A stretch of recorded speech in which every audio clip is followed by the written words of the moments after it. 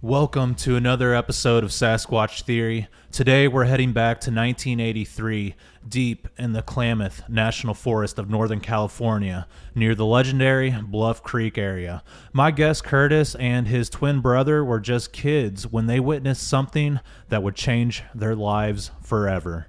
While playing at a school in Yreka, the brothers and their family saw not one but three bipedal creatures watching them from beyond the fence. These were no ordinary animals. They moved like humans with fur covering their bodies and intelligence in their eyes. Curtis describes them as juveniles, curious, active, and seemingly trying to communicate. What began as an innocent day playing at a school quickly became an unforgettable encounter with a family group of Sasquatch. Join me as we revisit the moment in time and hear Curtis recount the fear, the wonder, and the mystery that still lingers to this day. If you enjoy listening to Sasquatch Theory, please like the video, subscribe to the channel, and comment down below. And of course, if you have your own Bigfoot encounter you would like to share with me here on Sasquatch Theory, feel free to reach out at sasquatchtheory@outlook.com. If you guys would like to join the membership, feel free to join today, and I appreciate everyone's support. With all that being said, let's dive into Curtis's Bigfoot encounters from the Pacific Northwest.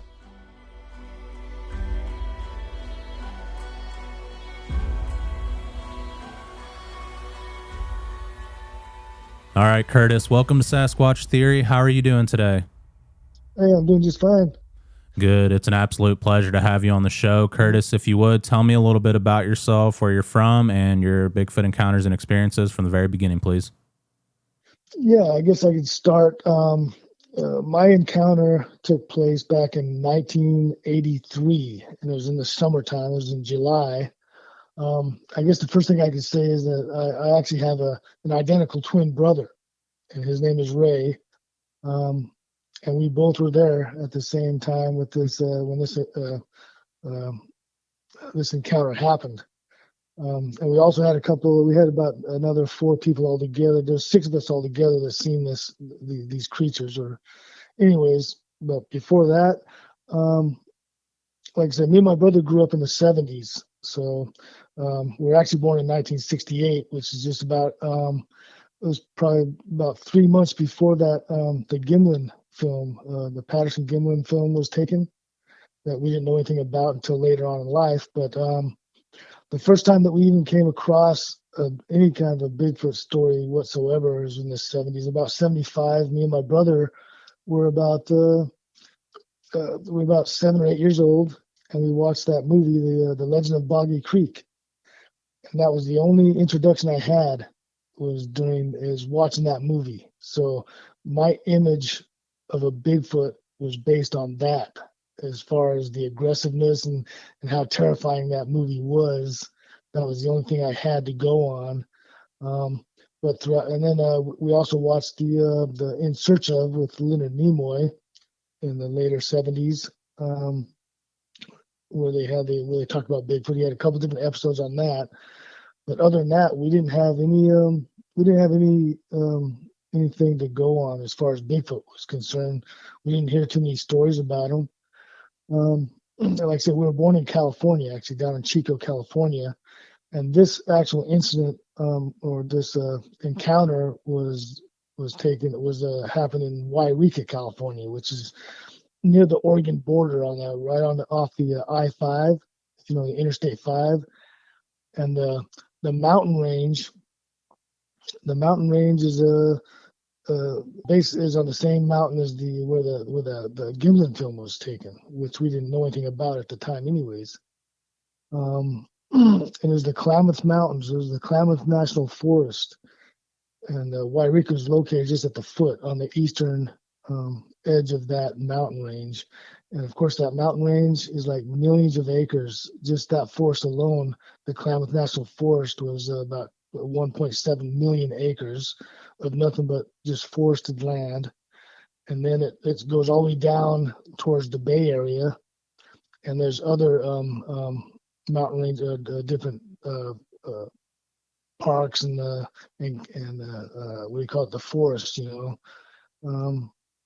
So now back in Yreka, we were actually dropped off in Yreka to stay with my aunt while my parents decided to move around California to find a place to live, I guess, because our dad was a cook throughout our whole lives and stuff, and we moved around a lot.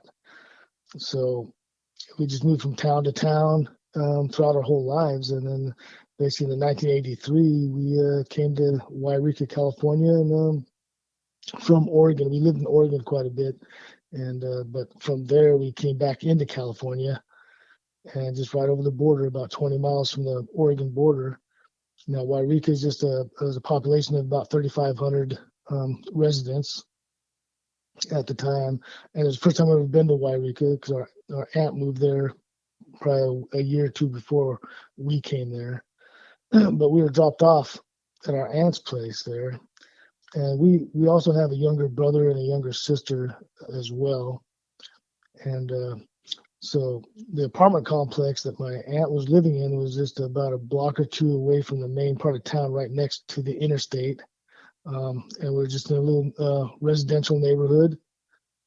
And right next door to the apartment complex is a little grade school, just a one-story grade school, the grades 1 through 5. And so that's where we were at right there. And then the school itself, behind the school is has a little playground and everything. It's got a little basketball court. And then on the western side of the school property was a big 8 to 10 foot chain link fence. Then, and beyond that fence was just a big property that's owned by the city. It was just undeveloped piece of property, and it was just nothing but just big, tall, 2 to 3 foot tall weeds and grass and everything. And then also had a bunch of rolling dirt mounds that were full of grass and weeds also. And you also have on that piece of property was a lot of thick brush in certain areas too.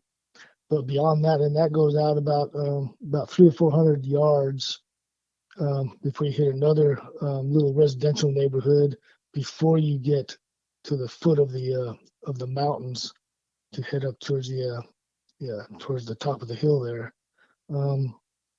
So I'm telling you about the school itself because this is actually where we had our encounter, is at the school. That's why I'm pointing all this stuff out. So now on that field, right there on the western edge was a baseball field / soccer field, and then on that northwest corner is where the baseball diamond and stuff's at right there. Now, let's go back when we first arrived. We didn't know anybody, of course, and we ended up finding a couple of brothers that we just met down at the park, actually, probably 5 or 6 blocks away north of where we were at. So we kind of acquainted ourselves with them, and they're actually there with us during this encounter. And then we have my younger sister, which is a couple years younger than me and my brother, because me and my brother were 15, and we're the oldest of the kids here. And she had a short-term boyfriend that she had just met, so he was there with us and right there at the apartment complex. So now it was after dinner sometime on a whatever day it was, but it was in July sometime. The two brothers came to our apartment complex there where our aunt was at, and between the property lines between the apartment complex and the school, there's no fence at all, so you can just walk right into the school with no problem.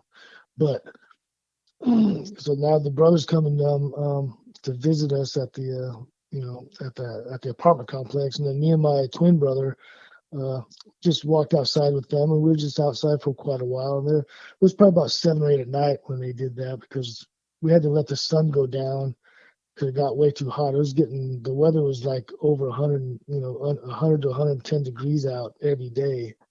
So we did everything in the evening time, basically. So we're sitting outside of the complex there, and one of the two brothers decided that, hey, let's play hide and go seek. slash guns, I guess. But this is something that me and my brother really weren't used to doing because we're more outdoorsy type, and we like to go do stuff and explore and everything because that's what we did throughout our upbringing. With all the towns that we lived in, we loved just going up in the mountains and stuff. But so this was kind of new to us. But we decided to do it to please the two brothers that wanted to, play a game, I guess. And back then we didn't have video games or any of that stuff. So this is the stuff we kind of did. We didn't have cell phones, didn't have cameras, no, no cell service of any kind. There's nothing like that. Um, anyways, so now we're making up these teams, and we ended up with me and my brother were the team captains, and then I ended up having my sister and her boyfriend on my team as far as that goes. And then so now my brother had the other two brothers on his team. So now to start this game off, my team was the one that won the coin toss that we were the ones to go to hide from the other team. And then so now my brother's team had to count down from 100 just so we can start the game out. So that way my team can have enough time to get away and just basically hide. Now, at the time of night that we were doing this, the sun had already gone down, so it was probably about 8 or 9 o'clock at night. The stars was very bright. It was very bright, so you had a lot of glitter of the light coming down.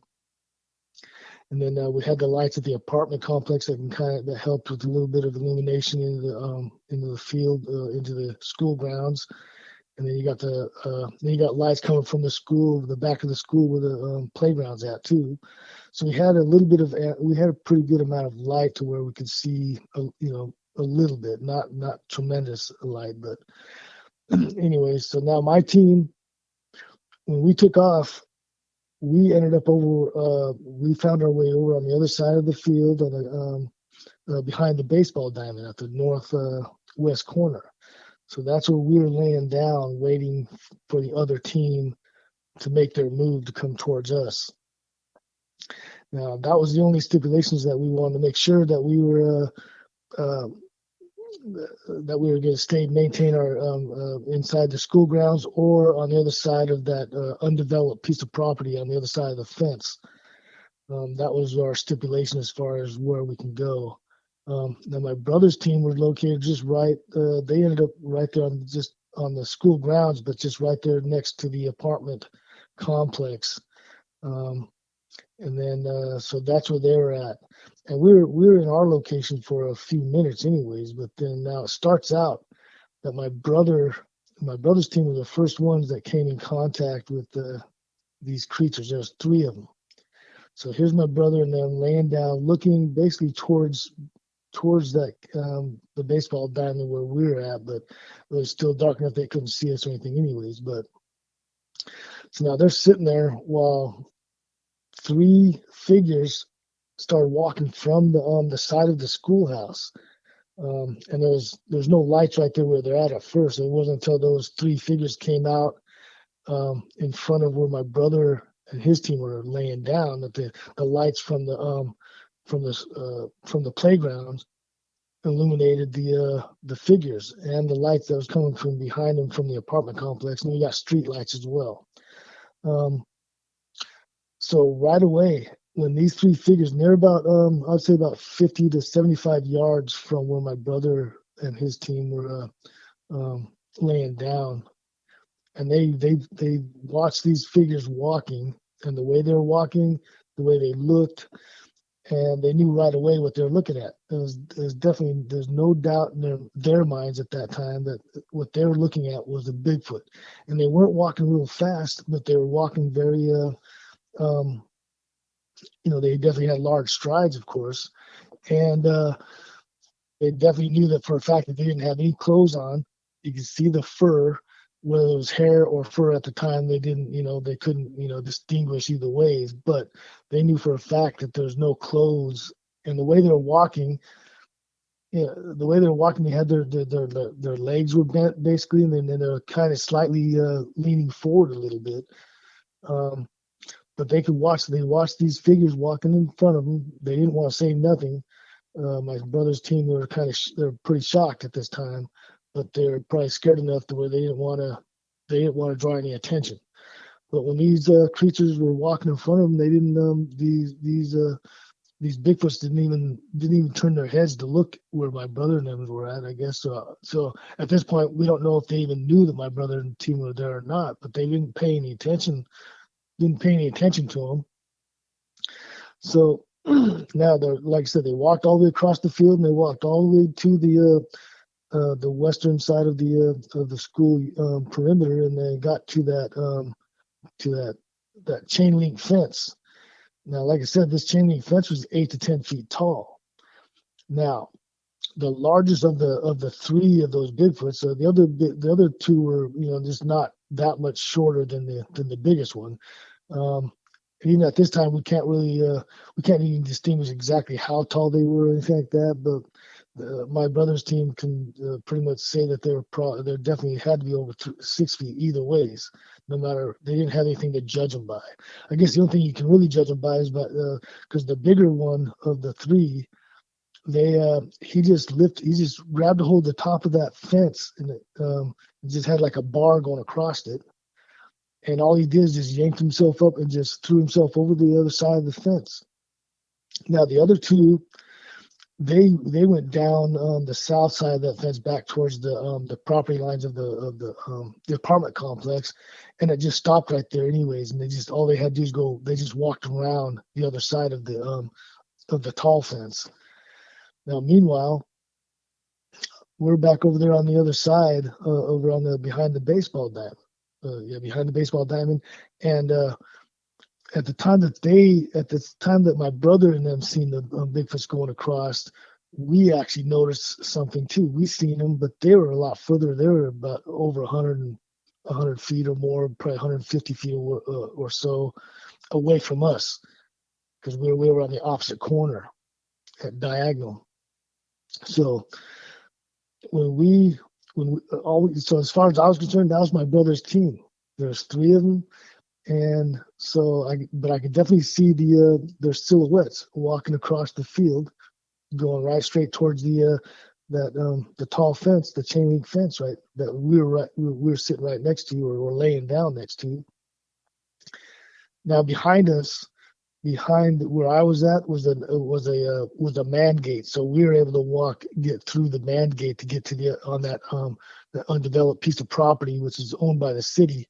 But first, before we did that, we watched these figures walking across the field, and like I said, they're at least over 100 feet away from us, about halfway down the field.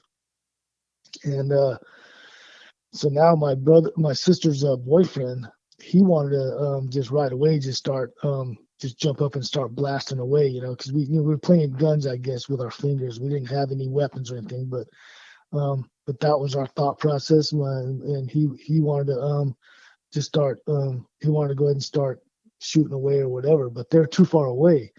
So I just pretty much told my team that what we need to do is get on the other side of the fence and then have the element of surprise to catch up to them and everything. So we pretty much backed away, and we crawled through the open gate to the other side. And we pretty much, even when I was out there, I knew exactly where those figures were at. And I had my hand on the fence, and I did not hear or feel any vibration coming from the whatever jumped over the fence in the first place. Usually a chain link fence, you can be able to hear it rattling and stuff throughout because it's pretty. It'll definitely make noise if you try to jump over the fence if you use your legs and everything. But I didn't hear anything, didn't feel any vibration or anything. So I wasn't concerned anyways at that time, because I didn't even know whether they jumped over or not anyways, because I still couldn't see them far enough down. Because at that point, when they're next to the fence, I couldn't see much. There was not as much light. So my visual wasn't very good at that point. I just knew where they were at. So we get on the other side of the fence. Now my team and I, we just took our time. We just crawled along the fence and just went all the way down, probably about midfield.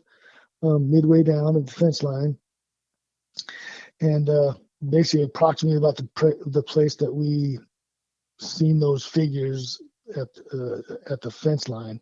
Now we decided to stop, and we just rested our backs against the fence, looking up, and we were looking facing towards the mountains at this point, and right down below us, because there's a little bit of grade where we were at, where the fence was at, down to it, and then down below us was just about 2 or 3 feet down below us was the start of the property of the undeveloped property. And then right down below us was to the left of me was kind of a pretty good amount of shrubs, pretty kind of thick shrubs. And so anyways, we wanted to wait right there just to see if we see anything, and we were going to stay there no matter what, because we were just going to wait for my brother's team to come after and look for us. And so now we were sitting there for about, maybe a couple minutes, but my sister and her boyfriend, they didn't want to, they were already showing signs that they were kind of bored of the game anyways. So luckily, because they're kind of giggling and everything, and so they decided to go ahead and go crawling out in the grass. So they went crawling out in the grass. I didn't even pay attention. I was just glad that they left me, from getting caught from the other team.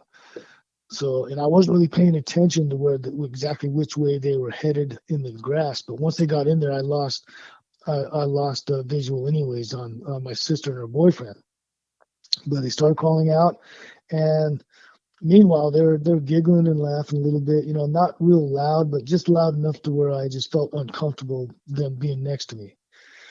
But either ways, all I was doing is I was scanning. I just scanned down the fence line towards the apartment complex property line, and then back towards the street to the north there. I just kept turning my head. I was just scanning the whole area. Now, this was like about a minute in after my sister and them went out in the grass. I actually noticed I seen 2 figures just sitting on one of the dirt mounds, which is just slightly to the left of me, but about 20 feet away. And I was right next to the thick brush right there. There's a line of thick brush that they're sitting next to, but right in front of me, basically. There's 2 figures there, but at this time, I'm thinking it was my sister and her boyfriend, because that was the only thing I can have in my mind, because I'm thinking, okay, my sister and her boyfriend were not next to me anyways, and I can hear them giggling and stuff too. And my sister and them, they were close enough to where when they were giggling and stuff, that it kind of, to me, it just sounded like that was them sitting on that mound. They're either squatted or sitting on the mound. I couldn't see any details at this point, because they're pretty close to that shrubbery, to where I could definitely see the upper bodies, but it was more shadowy. It was just like a black shadows, but I could see their heads and everything. You couldn't see their facial features or nothing like that. But you could tell there were 2 figures sitting there, they're looking at me, they're staring at me. So in a sense, I already knew that there's definitely I was having interaction, even not knowing I had an interaction, But meanwhile, while they're sitting there, I'm still scanning back and forth. Now, like I said, and even that was going on for a couple minutes, because meanwhile, throughout that whole time, I kept looking at him. I kept raising my hand towards those 2 figures, and I kept telling them to be quiet. I was whispering like a loud whisper. I was telling them to I kept telling them to be quiet, because they were going to get caught from the other team. So, of course, the giggling and stuff still continued. They stopped for a couple seconds here or there, but the giggling it was going on. And then I just finally just said, okay, I gave up on that. So now I'm just doing my scanning. I just kept scanning, and then the last time that I came around, I was looking down towards the fence line, back towards the apartment complex property line, and then this is when that something startled me. I right out there on the side of my eyes, on the side of my right side. Now I seen a figure come running around out from the backside of the brush, and that was about 5 feet behind the two that were already sitting there. So now the one that was darting around, that thing was about 30 feet away from me, and within that 30 feet, I didn't even have enough time to barely even jump on my get stood up before that thing was basically was already running straight towards me. It ran around the other two and then made a beeline right towards me. And even before I could get on my feet, this figure was already standing, basically coming to a stop at like 10 feet away from me. Okay. This is where everything just totally went haywire in my mind, I guess you'd say. Because when I got on the other team, all I could do is, even before I could yell out, because I thought it was the other team, I thought just that one figure. I just thought that was just one person from the other team, and it came running towards me, not realizing how fast this thing went. And this thing was like very full speed, and I could definitely see it coming. The light was shining down on it, and I could definitely see it. It was definitely hunched over, but it was still running very quickly. You know, it had its legs bent, slight bent, and so by the time it got to me, this thing was it was looking at me, and I could see its head. The head just had a tilt, like it was trying to communicate with me, like it was trying to it was somehow trying to communicate with me, whatever it was trying to do, but it wasn't showing any aggression towards me whatsoever. So at this point, of course, I'm not going to think of Bigfoot, you know, because my image of a Bigfoot was something that was out to kill you, basically, after watching that movie. That was all there was to it.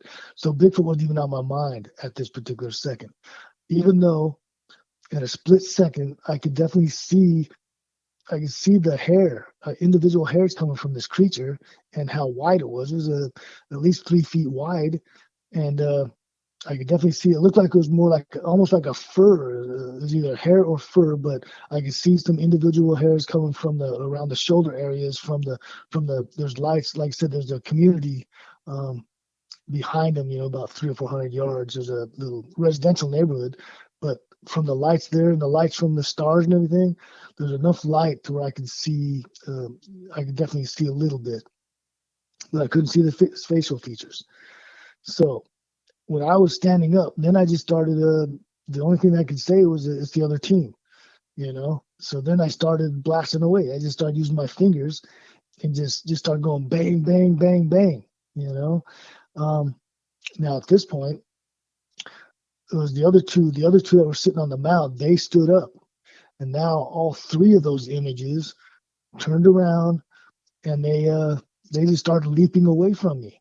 They started leaping, heading towards the hills, away from me, and they're leaping way up in the air. I could see them just physically leaping. So at that point, that's when I got confused. I was like, my mind just wasn't cooperating with what my brain was telling me or whatever, you know. But basically, my first instinct after when they started running away from me, I just started yelling out "deer." That was the only words that was coming out of my mouth because I was in shock. I just kept yelling "deer, deer," you know, and I was saying it pretty loud. It was like I was yelling it loudly, but I was in shock at the same time because first of all, I knew it wasn't deer because they're on two legs. But then again, I didn't have no sense at all that they were humans. So, and I'm trying to fight in my mind whether, okay, I'm thinking, okay, I can't believe it's Bigfoot because even at that point, I wasn't even considering it because it wasn't even on my radar. So, but I was still confused. I was just trying to figure out what it was. I was just still, you know. So meanwhile, these Bigfoots were already, down. They finally slowed down about halfway before they got to the other communities up on their other side there, and then I could see them. I could remember seeing them turning and looking at me. They're walking away, kind of more of a. It was a slower pace, of course, but they were walking away from me. But they would turn their every few feet or a few steps. They would be just turning their upper torsos towards me, just looking back at me as I'm looking at them. And I'm still in my mind, there's deer, you know, for whatever reason. And now like I said, when they were over there, I finally noticed my sister and her boyfriend were standing next to me. Okay, and I don't know how they got there, or whatever, because I just didn't even notice them. I was already in shock. I was just trying to figure out what was going on, and it was kind of going fast through my mind what was going on. Now we're all standing there. My sister and her boyfriend could see exactly what I'm looking at that point, but they couldn't. They definitely could not say that they knew that was a Bigfoot or not. They, as far as they're concerned, there was three figures a little ways away from us that we couldn't. You can't identify it in any way. It's just that I knew what I was looking at after the fact. But now my brother's team was back at the apartments. They heard me yelling and screaming and everything, so they knew exactly where we were at. So I could hear my brother and his team um, come running across the school field there, coming towards where I was at from the other side of the fence. So I turned around and I just I put my fingers on the fence, in the links, and I was still confused. I'm still in shock, and more of a mild shock because I was still aware of myself and my surroundings there, but I was still trying to contemplate in my mind what just happened, you know. So now my brother and his team finally gets up to the fence line, probably about maybe 15 feet, from the fence. And the only words I heard that came out of my brother's mouth was that we just saw Bigfoot. Okay. And that's all it took. That's where everything went blank for me. And that's where I don't know how, if you ever felt any kind of as far as being scared, I've never been this, like totally frightened to where I just felt like I was going to die, but this was the worst fear that I ever had in my whole life before or since that incident, and I mean, I felt like my heart stopped. And it just basically, I went to a deep shock at that point because everything went blank. I didn't know what happened, where I was at. And now the way my brother tells me is that he just seen it. There's like my blood just rushed from my face, and that I just took a couple of leaps with my fingers up on the top on that fence line without even using my feet. Without even using my feet, I just used my arms and my fingers, and I just grabbed a hold of that top of that fence, and I just threw myself over. And then I didn't stop. When I got to the other side, I was running through the center of the field, and somewhere between the center and the end of on the other side of that field is where I finally started. It was my first memory of what I was doing. Even though I was so scared, and I mean, I had tears in my eyes. That's how scared I was. And I was shaking. I was shaking so bad. I mean, even though when I tell the story, even right now, I'm shaking a little bit just by telling because I feel like I'm there. It's just one of those experiences that you just don't forget. But when I first started telling my story, even at that point, I would physically be shaking when I'm telling this story, until I start. Now I'm used to telling my story because of all the stuff that's going on now. But anyways, I get to the end of the other side of that field and I just dropped to my knees. I had nothing but just tears coming down. Didn't even know where the other team was at, the rest of the teams there. But basically, they were up there. It took me about a half an hour to maybe 45 minutes or so before I could actually start talking about what I had seen. And so we sat around in a circle, after I started getting a little bit more clear-minded. And we all just sat around and just told each other what we saw during this the whole evolution of what happened.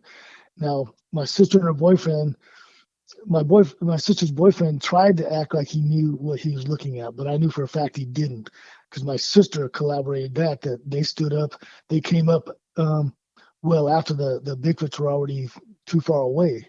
So my sister couldn't see exactly what they're looking at. So I know for a fact that her boyfriend didn't see it, but I think he was like, not embarrassed, but he was, he wished that he would have been able to see it also. Maybe, he's jealous basically that he didn't get to experience it, even though I was so scared that I wish I didn't experience it myself at that particular moment. Because I didn't like that. I didn't like what I actually felt after the fact. And my brother and them, that's when they start. I let them tell their story first because I was like still deep in my own thoughts too. But that's when I found out exactly what my brother saw and everything, and then it basically helped me. It just collaborated to me exactly how it could fit, get all the puzzle fitted for me myself, because I would have still been just confused too. I mean, eventually I would have figured out it had to have been a Bigfoot either ways. But now that I had my brother's collaboration of what he saw, then that just kind of it confirmed everything for me. So, and then after all this stuff happened, of course, it was a few hours later we finally went back in the apartment, um, and we tried to tell my aunt, at the time, and her boyfriend, um, but of course they didn't believe us. Why would they believe us when we just got to that town within a week or so before this encounter happened? So, and then being that me and my brother are pretty shy as far as dealing with any authority, we decided that we didn't want to go to the authorities. We could talk more about what we did, but I guess I could say even after all that, this incident, after being as scared as I've ever been scared in my whole entire life, everything else that I've ever faced, because I've had a lot of bear encounters as well, but for some reason it did something inside me to where I've been pretty calm, because anything after that experience was very minimal to me, you know. Even with the bear encounters, I've had pretty close encounters too, where other stories, but like I said, just that particular situation just that made everything else throughout my whole up to this point in my life very minimal as far as being afraid of nature, bears, anything else, anything, Maybe I'm afraid of snakes. I just don't like snakes. I'm not too fond of spiders either. But like I said, that particular incident, that was the worst thing that I ever. I'm glad, and even right now, I'm glad I experienced it, because it's still it's still a legendary creature that no one is able to actually have a concrete proof that even exists. So I'm still pretty curious about it. It's just that my whole way of thinking about nature is way different than what I probably would have had if I wouldn't have had that particular situation happen. So so yeah, if you want other questions, you can give me something. Yeah, absolutely. It will definitely change your perspective on the world and nature Hmm. itself. Why do you think these creatures approach you guys? Do you think it's because you were children? And a lot of people say that they're curious and attracted to children. What are your thoughts about all this? Yeah. Yeah, and like I said, over the years, and you're thinking back, and I've talked to a lot, all these other podcast people and stuff too. We kind of narrowed it down to where they're most likely they were probably juveniles for one thing. Um, like I said, because I didn't picture them as being like aggressive, like of in any way at all towards me. They were curious towards me, and first of all, that mountain, the top of the hillside is it's about a 200-foot elevation gain, but you can actually walk up to that point through the graveyard. You go through a graveyard, which is a street that's right on the side of the apartment complex. It goes right straight to the graveyard. You walk straight through, and you walk right up the ridge, up to the side, and it takes about a half an hour, 45 minutes to get to the top. And you can shoot yourself right over to the where you can and it's all opened up. There's like a ridge, a long distance ridge where you can actually look right straight over the town. And even because we've done it, like I said, a little ways, probably a year or so after that incident, but we found ourselves on the top of that ridge, and it's the perfect place for any a Bigfoot of any kind, or any creature. And we can see you can see the apartment complex, and you can see the school, and you can see the whole town. Basically, you can see the freeway. Um, um, on the other side, you can also see Mount Shasta in the distance on a clear day. And yeah, so I'm thinking that these Bigfoots knows that that's a school down there for sure. Because if I can see what I can see when I'm up on the top of that ridge, that's definitely, you can see the school. So I mean, this is only, of course, assumption that that's exactly what they're looking at, because I'm sure that's what they were looking at, and they know that's a school. And then in my situation when I was there, they already recognized that I wasn't a full grown adult, I was only 130 pounds myself at like 5'7". So even though I wasn't a little kid, they must have already figured that I was just a juvenile myself, and of course I wasn't out looking for a Bigfoot. It wasn't like I was looking for them. They're the ones that found me, and they were observing me. It wasn't like I was showing any kind of any intent on trying to find them in the first place.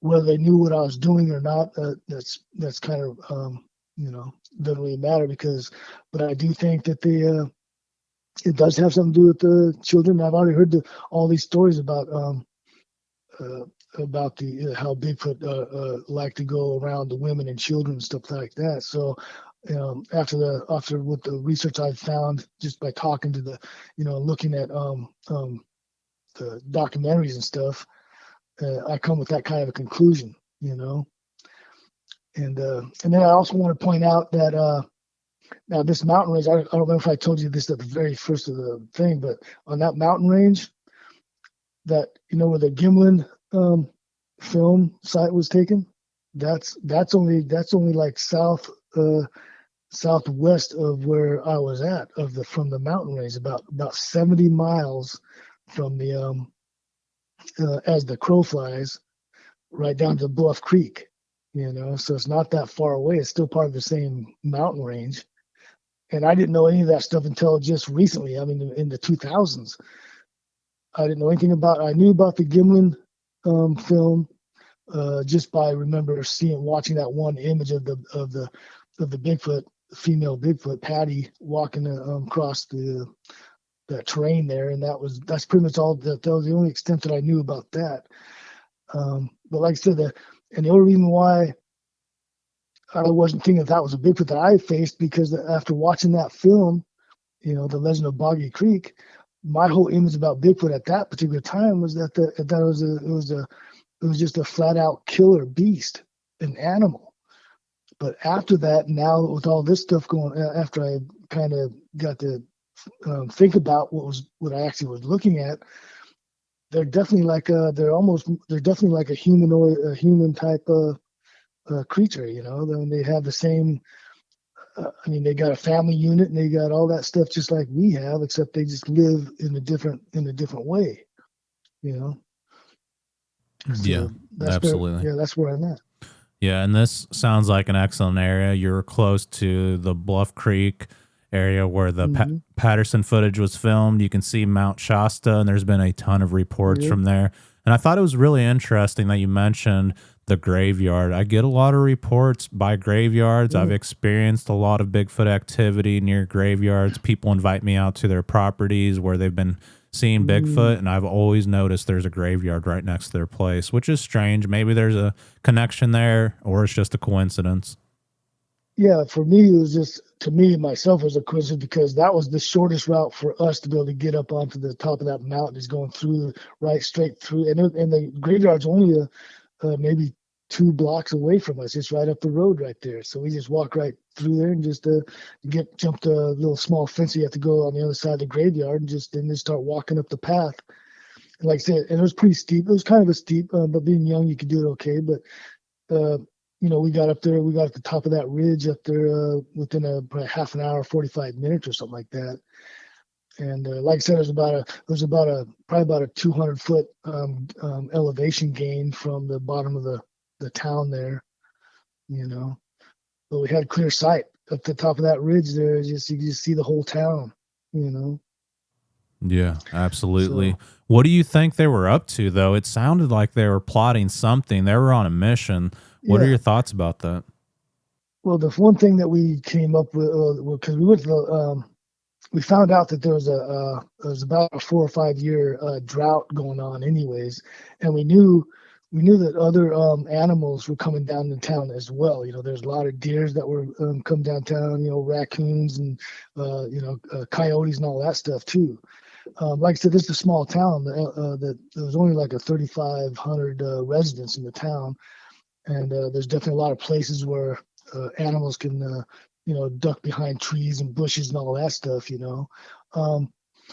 Whether what they were coming down for, they could have been coming down for maybe because right down on the other side of where we were at the school and everything is the main part of town. And there's like a big alleyway that separates all these like there's like restaurants and stuff, and they got these big uh that's where they dump all their food and stuff in the back of that alley. Behind all the supermarket, behind not supermarkets, but the restaurants and stuff. There's like pizza places and stuff. So that was just another theory that we had that maybe they were coming down to dig through those big trash bins. Maybe to find something. Other than that, I'm not sure why they'd come down into town like that. It's kind of a good question for sure. Yeah, But that's what I absolutely. come up with.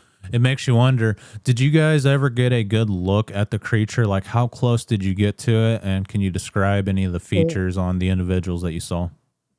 yeah, so like I said, basically, even where I was at, I was the one that got the very closest. I mean, this creature was, I mean, either 10 to 12 foot, 12 foot at the very max. But he was so close to where I could just almost, I felt like I could almost shake his hand almost, or her. I can't tell if it was a her or not, but it was just dark enough where I couldn't see any real major features. I could definitely tell that the arms and I could see the shoulders, and I could definitely see the individual hairs coming on the off the side of the shoulders, and I could see that even the head. The head had a little bit of hair coming off, but it wasn't long hair. It was like short hair. It almost looked like fur to me, you know. And I could definitely tell that this is pretty good size. It was definitely wide, pretty wide. The head, I could tell the head was pretty big. Um, but these creatures didn't make any noise. So that at that particular time, like I said, I was just all I could do is just kind of just wonder what I was looking at, just and it happened kind of fast too at the same time because a lot of stuff was going on. And then when they turned around away from me, I could definitely see the way they were running, the way they were leaping in the air away from me. That's where blended into the fact that I could see their fur or the back of their, when they were running away from me, I could see that they weren't wearing clothes either. Just like my brother seen, he knew that they were definitely furry. That was all there was to it, and they weren't deer, which is what I came up with because I didn't have any other thing to say. you know. And I don't even know why. I said, I guess, like I said, I just didn't know what else to say but deer. Just mainly because I seen it's just the way they're leaping through the grass, you know, and they're going pretty high too. I can see that they're jumping pretty high over the grass, and the terrain right there is very right there where they're at. There's a lot of potholes and stuff too. So there's a lot of ruts and stuff in the whole property area there. So even with me, I couldn't positively say how tall they were, but I do know they're taller than me. Because even when that one that was right there 10 feet away from me, he was actually sitting even taller than I was when I was standing on at least halfway up on that little grade, so probably at least a foot or two up, and he was at least matching my level when I was looking straight out at him. And but like I said, he could have been sitting in, he could have been standing, and he was also squatted down a little bit, so he wasn't standing full. He wasn't standing full erect either.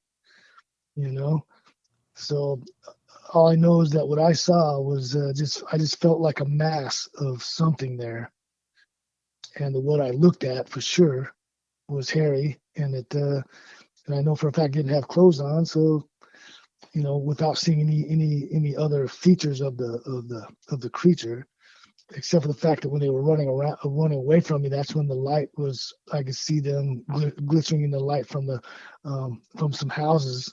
So I seen a little bit better there. So that's when I actually seen better that they didn't have any kind of clothing on when they're running away from me. Yeah, So that's absolutely. Do you basically. do you think it was like a group of juveniles, or were they bigger than that? Well, as far as I've only recently, I'm trying to figure out how old what would be what age would a a juvenile would be. But now that I'm looking at back at, I'm kind of thinking more like it was more like a juvenile. It had to be between a juvenile and a young adult at the very most, for sure. And I don't know if maybe the two were younger than from the largest one, or maybe they could have been two females that could have been smaller already, or vice versa. But yeah, I just know the one was the more aggressive out of it. Was even though I say aggressive, they weren't really aggressive. It's just the one that came running towards me. I consider that one the more aggressor of the three, only because it came running to me. But now when you look back on it, they didn't show any signs of being aggressive to me. They were definitely curious of me for sure. And I even felt bad after thinking. When you think back about it, I kind of feel bad that I actually didn't.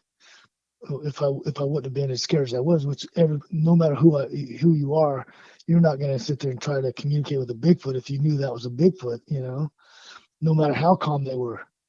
You know, so that was my whole thing. Is that I felt guilty because the way that they were running away, it felt like I was scaring them away, and that they wanted to play with me, kind of thing.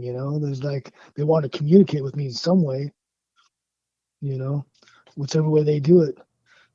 Yeah, But I didn't feel absolutely. like I didn't feel threatened at all. My fear totally came out of the fact that I was standing face to face with a deadly creature. Is the only thing that came in my mind when I realized from what my brother was telling me about how they saw Bigfoot. It just all this images came into my mind, and it goes right back to that film, back to that movie I watched, and that's all I had. It's just those couple of different things I watched when I was in the 70s. Yeah, it But sounds like they were curious and they were probably trying to play with you guys or just mm-hmm, playing with each other in the wood line, kind of mimicking what you guys were doing. But yeah, I definitely think they were mm-hmm, curious. They were watching you guys, and it's certainly spooky to experience this type of activity because you don't know what it is. It makes you wonder what their intentions mm-hmm. are and what they're capable of. Oh yeah, and the fun thing, I guess most of the like the stories I've seen, like on the podcast and all this stuff, a lot of people are saying that, of course, they're mostly going up in the mountains anyways, but most of the time they're hiding behind trees and stuff, But where I was at, we didn't have no trees that they can hide behind, and the only thing there was a couple, like I said, there's a couple thick brush shrubbery, located close to the two that I was already sitting there looking at me, but they didn't have anything to hide behind. There's nothing for them to try to hide from. So that's why I was able to have more of a clear image of the shape of their bodies and everything.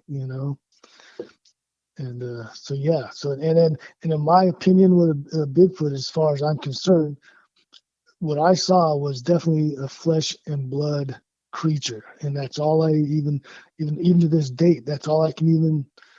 That's the only thing I can even think of is basically just blood, flesh and blood. That's all it is to it. And I know there's a lot of other people that are talking about how there's a connection with with the UFOs and the paranormal and the cloaking and all that stuff.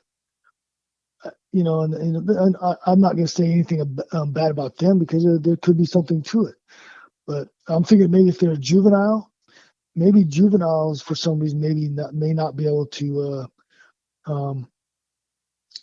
exert their potential powers or whatever that they can do, like the cloaking and walking through portals and stuff, or whatever. So maybe they don't have that option either. But they came down into a residential area where maybe they can't do that anyways. Whatever it is, maybe they have to be up in their neck of the woods where they do seem to be more aggressive if you're going into their territory. You see what I'm saying? So I'm thinking when they came into the human living areas, then maybe they're definitely going to be very they're going to be very quiet as possible, so they don't draw any attention to themselves. You know, because they must know that that's our area, that's our domain, just like the mountains would be the Bigfoot's domain.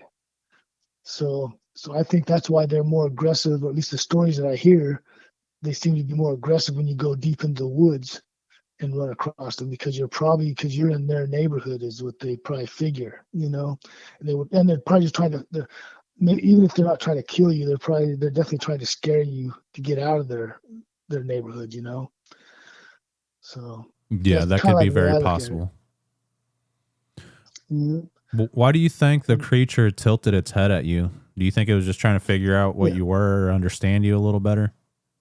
Yeah, as far as knowing what I was, I think they're probably smart enough to know what I was because they probably for centuries, of course, they know humans. But I think it was more of they just wanted to communicate. They wanted to play. I think that's what I'm thinking. They were curious on what I was doing, you know, because they knew that we were hiding and we were just looking. Of course, we were looking for the other team and stuff, and they were just curious. I think they were very, and they probably really did legitimately. They probably wanted to make some kind of contact with me, or even just get close enough to look at me. Maybe not try to physically have any physical contact with me or anything like that. But like I said, that one Bigfoot got close enough where he definitely was looking at me and wanted to get a closer look. Like I was a specimen, I guess. I don't know, maybe because maybe they're not used to getting that close to people either, except for when they're hiding in the trees. But when you got people like me that are just very calm, I was just nice and calm, nothing going on. I was whispering to my sister and her boyfriend to be quiet and all this stuff. And so it was nice. And it was definitely a nice, quiet, calm situation that I was in. And they were, like I said, those two that were sitting on that mound already, they're just sitting there staring at me, probably enjoying what they're looking at the time because they didn't feel threatened at that time at all. They didn't feel any kind of a threat towards them until I started screaming like a little baby, I mean, I was screaming loud, you know, and not out of fear at that point. I was just yelling just because I was just, like I said, when I started bang, bang, banging and stuff, it was still loud, um, louder than what they were used to hearing at that particular time because it was nice and quiet up to that point, and then when I started yelling deer, that was another one too, So, yeah, Yeah. that's the way I look at it. That they're just they wanted to get to know me Mm-hmm. somehow. And how did your family perceive this encounter when you told them about it? Oh, yeah. Yeah, right away. Yeah, my aunt, she was kind of like a hippie type of she was only like 5 years older than me and my brother, so my grandmother had her kids were like a wide age limit, because I have an uncle who's only 5 years older, so he's more like they were both like my older brother and sister, basically, because me and my brother were like were 15. My aunt was like 21. Then I had an uncle who was 20. So they're more like our older siblings, basically. But at the same time, we just moved to that town, or we just got to that town just within a week. So for them, right away they were kind of laughing. They were laughing about it, and plus they're both my aunt and uncle. They smoked weed a lot. Back then it was illegal, of course, but they were big potheads. But yeah, uh, they didn't. They right away didn't. They didn't fall for that at all. And so basically at that point, we said, okay, we can't be telling our family this, because it's first of all, it's too embarrassing to be trying to tell anybody that there's a Bigfoot, anywhere, because the mass population are, it's just a mystical creature. So like I said, my aunt and her boyfriend just pretty much laughed at us and stuff, and just making fun of us basically. So we already decided we weren't going to just start blasting away and start telling people about our story, just like the other the two brothers that were with us. The same thing with them. See, we're in town, but they're kind of low key kids themselves. And there was a discussion that maybe we can go to the police station and then fill out some kind of report, right? But me and my brother didn't want anything to do with that anyways because we were pretty shy kids for one thing. And I'm not going to sit there and go to the police station and say, hey, we just that night or whatever that we just seen 3 Bigfoots playing at the schoolyard, So right away, it's not going to be a very believable story, It's just at least I would not think that they would want to believe us anyways, but to keep it just to stay away from being ridiculed and being embarrassed, we decided, me and my brother definitely chose not to be telling our story anywhere. Just say screw it.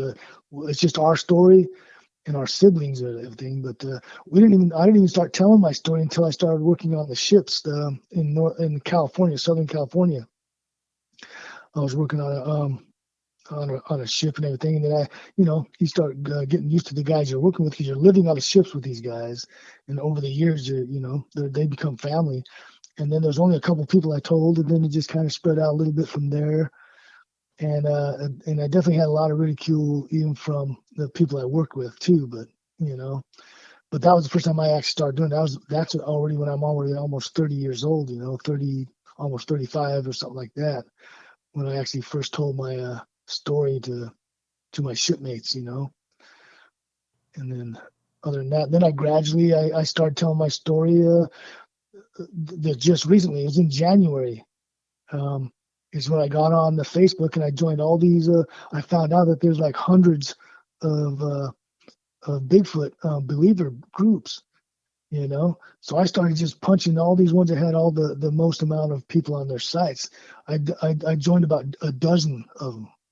So then what I did is I wrote a whole big thing about my story, but not in great detail. But I told everything about my story, and I pasted, I cut and pasted that same message for all the different sites, so I could just so I didn't have to try to rewrite out the whole. I wrote about 4 or 5 paragraphs of, pretty good sized paragraphs of my situation, and right away I got a podcast a person that got a hold of me the very next day, and then I had my first podcast, and even telling that story. It was the very first time I've never talked in front of anybody. I didn't even know what a podcast was. I didn't know anything about podcasts because that's how behind the times I am. I didn't know what a podcast was until that person approached me and wanted to do a podcast interview. And then since then, I started figuring out I didn't even know that Joe Rogan was a podcast. I didn't know that was a podcast thing. I've seen Joe Rogan, but I didn't even know what the term podcast was until I was actually interviewed on a podcast. And ever since then, I've done about 6, and I think you might be my 7th podcast I've done up to date. But I've been able to tell my story a lot better because because I'm not really much of a storyteller in the first place. So it took me a while to be able to feel comfortable telling my story, because even right now, I still, if I just go into a store or a restaurant, if I try to tell someone about my story, I still feel embarrassed. I feel embarrassed because I don't want to be just telling people right out that I believe in Bigfoot or I saw Bigfoot. It's just one of those things that I'm not about. I don't want to tell anybody that story unless they're interested on hearing my story. Mm-hmm. And that's why I felt comfortable with being on these Bigfoot groups, because now I felt like I actually have a family of people throughout the world that are just talking about Bigfoot that I didn't even realize. I just thought the only shows I've seen was the Finding Bigfoot in the 2000s and the Expedition Bigfoot or whatever it was. Those are the only shows I can recall that had any kind of like a series of talking about Bigfoot. So now I've just opened myself up to a whole world of people on Facebook. And I feel comfortable. That's where I feel comfortable, the most comfortable, telling my story. Even though you always get people on there, they're always trying to ridicule everybody else, anyways, that do believe in Bigfoot. So yeah. Well, I certainly believe you here, and you're part of the Sasquatch Theory family now. And yeah, there's a lot of like-minded people that watch the channel and listen to the podcast. Have you ever had any other experiences after this encounter? Yeah, definitely not. And I've done a lot of camping. That's all I've done, even when I was a kid. My family, we camped a lot, and mostly we did tent camping. We never camped in trailers like you see. People go camping, they have a trailer. That to me was just regular living for me, because I lived in trailers and apartments all my life, all the way up through my childhood. I mean, I've even lived in tents at times. I've lived on because we come from a poor family too, but there's a time where I've actually lived in. We've had our tents. My mom and dad stayed in a little travel trailer, but the rest of us kids, we just set up a tent right outside, and that's where we lived. and we felt good. We felt comfortable. And we've been to a lot of campgrounds all up and down the Oregon and California coast. And we always went to we camped 2 or 3 times in a year, and we always try to go places that we've never been before. So with all those places I've been to, I've camped in the redwoods all over. That's my favorite place. I love the redwoods over by Crescent City. You know, the Great Redwood Forest. I mean, that's the most beautiful place I've ever been, ever. You know, as far as beauty wise and thick forest. If I don't know if you've ever been to the redwoods or not. And now, right now, I just live down in the foothills of the Yosemite National Park. I just live only within an hour or so, an hour and a half. I live right on the Yosemite Highway right there, just the gateway to the Yosemite is where I live now. And I go up to Yosemite, where I had been going quite a bit throughout the years. I haven't gone there for about 4 or 5 years now, but yeah, I've done camping in the redwoods. I've had bear encounters, and like I said, that's the only kind of encounters I've had is just regular natural things you'd naturally see. So other than that, I have had no paranormal type stuff, just regular day by day stuff that someone would naturally see. That's nothing story that can create a story or nothing like that, you know. Yeah, So absolutely. And those are all awesome areas for wildlife and Sasquatch in general. The area that you had your encounter in, does that kind of like border Northern California and Oregon? yes, it does. Matter of fact, it's only about 20 miles. It's the very first town that you come into when you cross the border from Oregon, and it's right off the Interstate 5, and that Interstate 5 runs all the way from Mexico, all the way straight through Oregon and Washington and right up to Canada. So that's a main interstate that goes right straight through the center of the states. Um, and that's the major interstate, just like you'd see like um, Interstate 80, I guess you'd call it, going through Sacramento and all that stuff. That goes all the way across the United States. Pretty much just like that. Just like I-5 goes north and south. So yeah, so basically that the town of Yreka is right there, just right off the freeway. You can see the town right there, and you got the surface road that goes through the main part of town right there that goes right along the side of the freeway too. And Yeah, absolutely. yeah, And that's incredible. I've never seen the Redwoods Forest, but I'd like to see it. Yosemite sounds like an awesome place. And yeah, yeah, I appreciate you for contacting me and sharing this encounter openly. I was on the edge of my seat the entire time, and it certainly sounded intense. And I can't imagine how it's affected you and how you oh, yeah. changed throughout life with this experience. Yeah. Like I said, I have a twin brother, so we never even talked about it ourselves throughout the years. We kind of kept it quiet. Um, but now he's actually more open to it now because he's actually less. I'm the one that's more open as far as being able to speak. He hasn't been able to. He's a little more shyer than I am. He's very very reserved, and I'm pretty reserved myself. I'm not a natural talker. I don't like to talk around bigger groups of people at all. I don't do that. It's only like one or two friends, and that's it. But if it wasn't for my brother being there and to be able to verify what he saw that matches what I experienced, and that I would never have come out with this, would even start thinking about telling my story, because all it would be my story, and that's it. you know. But now that I've got collaboration just on my brother's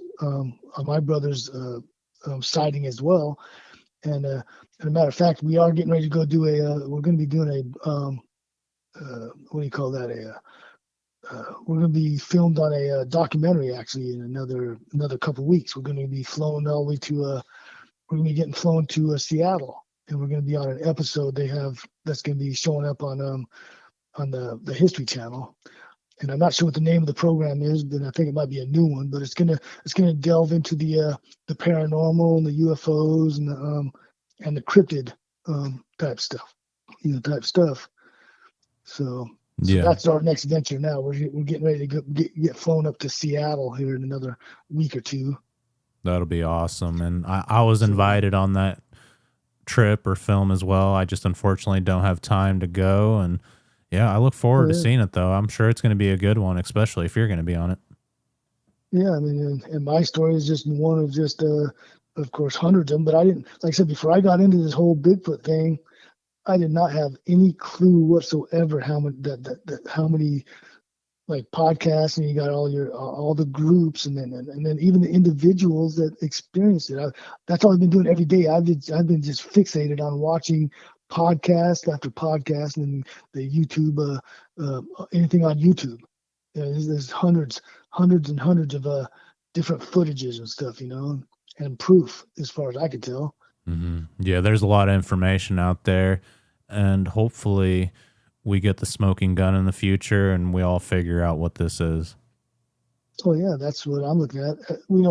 Everything except for I just don't want to see these Bigfoots being, of course, harmed. And just like most people would just feel that way too. That's why they haven't been shot. Because most people that come up across them, they're not going to shoot at them because they're just too human like. That's probably why they haven't been. Well, they have been shot, I guess, but they haven't been able to get a body. But most people just won't shoot like the hunters because they just feel like they're just too human like, I guess, if you have a heart anyways. Yeah, absolutely.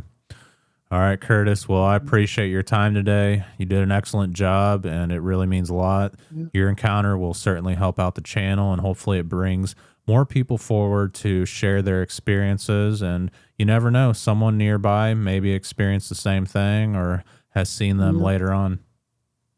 Yeah. Yep. Everything looks good here then. All right. Well, So if you ever thank encounter you for yeah. I was gonna say thank you for having me on your show. Yeah, absolutely. I'm so grateful to have you on the show. And if you ever encounter anything else in the future, or if you run into someone with an eye sighting or someone that's an eyewitness, I'd love to have them on the show. So definitely keep in touch.